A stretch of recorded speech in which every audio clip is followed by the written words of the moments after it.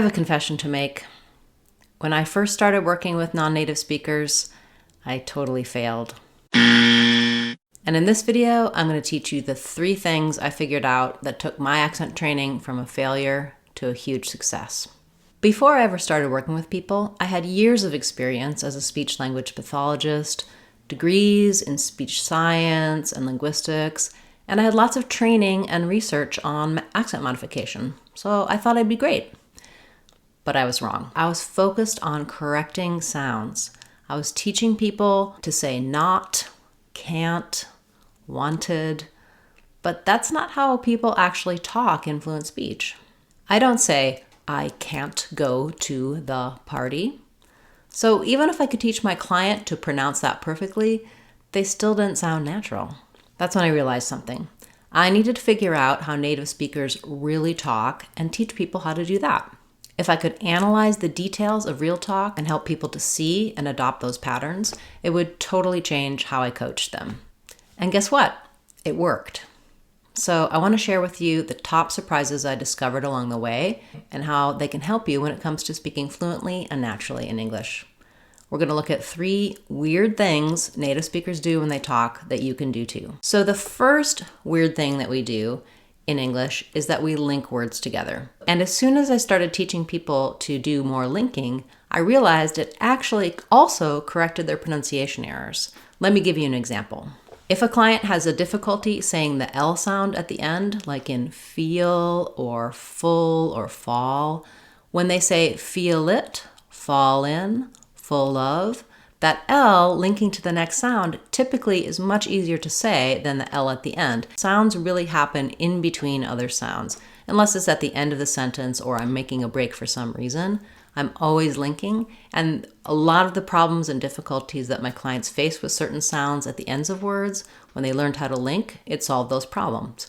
Another example, a lot of people have difficulty with sounds like moved or changed, doing the j and d or v and d together, but it's much easier for them to say I moved in, or changed it. Suddenly, there's no problem with that, saying that consonant cluster at the end, making sure that those past tense words aren't dropping, that those D's are there.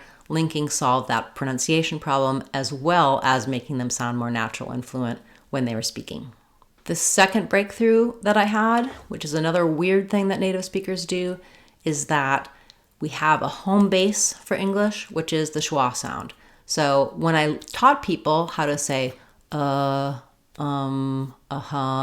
use the natural fillers that native speakers use, suddenly they had more ability to say that schwa vowel correctly, to connect and link and reduce, and for their speech to sound more fluent, because they shifted their home base, they shifted their placement, and correcting that schwa, working on that difficult vowel first and establishing that, helped with all of the other lax vowels.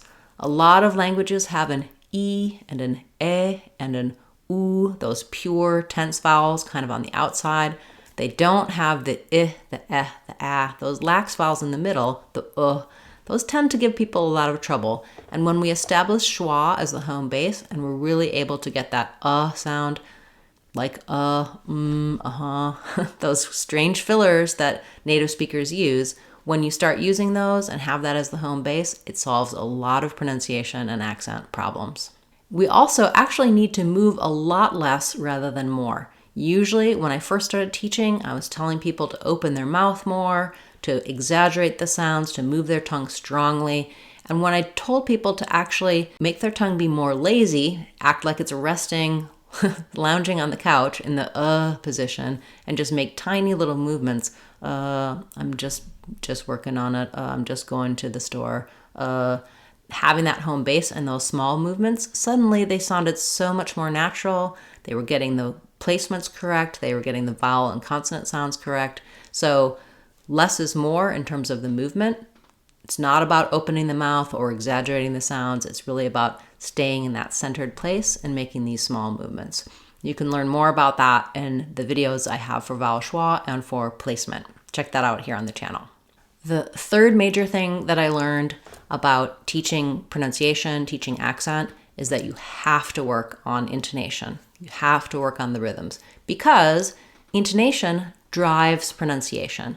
The meaning is carried with intonation, and the way we pronounce things changes because of the stress and the intonation patterns in language.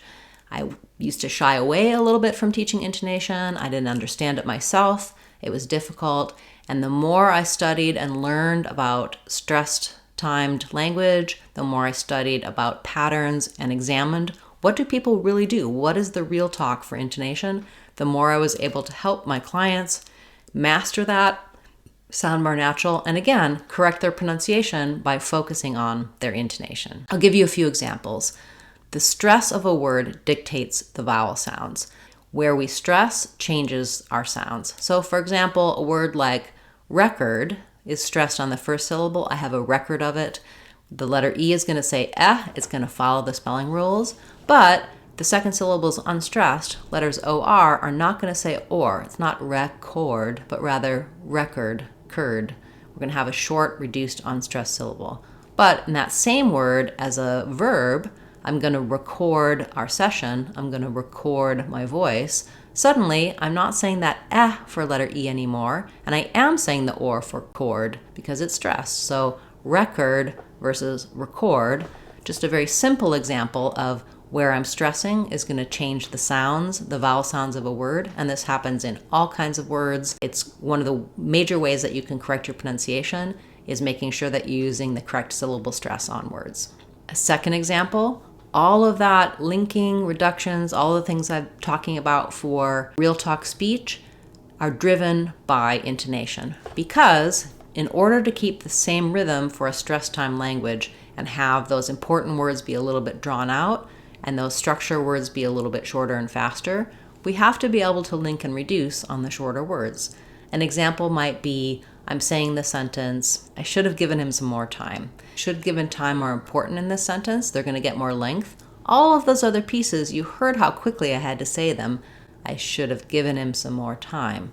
The other words are more the structure, the grammar, so they're going to go by quickly, and I end up with should have given him some more. So those get really reduced, linked together, and the clear words get stretched out. It changes my pronunciation, it changes how natural I sound. If I were to say that sentence, I should have given him more time, it's not going to sound good at all. It's going to sound mispronounced, it's not going to sound natural. Yes, you probably will be understood, but even the meaning and the comprehension, what sentences mean, depend on intonation patterns. So I'm not going to go into all of the details of intonation here. It's a complex system, but you can learn a few simple things about it and really change how you sound, how natural you feel, and how easy it is to speak English. So if you're feeling frustrated, if you're feeling like you're a failure at accent training too, just like I was, maybe take some of these steps to learn a little bit about what I taught in this video and try to apply them in your own speech, and you'll see a big change from frustration, practice with no results, to more natural sounding, more fluent speech. Thanks for making it to the end of the video. Check out the description below to go to my playlists for vowel sounds, for linking, and for intonation, so you can learn more about these details I talked about here. And if you want to sound natural and fluent, the best place to start is my Real Talk playlist and my Real Talk course on speechmodification.com. It's going to teach you all of the things you know to have natural and fluent sounding English. So I hope you'll check that out. I'm Christine Dunbar from speechmodification.com. Remember, if you want to sound like a native speaker, you can do it. speechmodification.com. Bye everybody. Thanks for watching.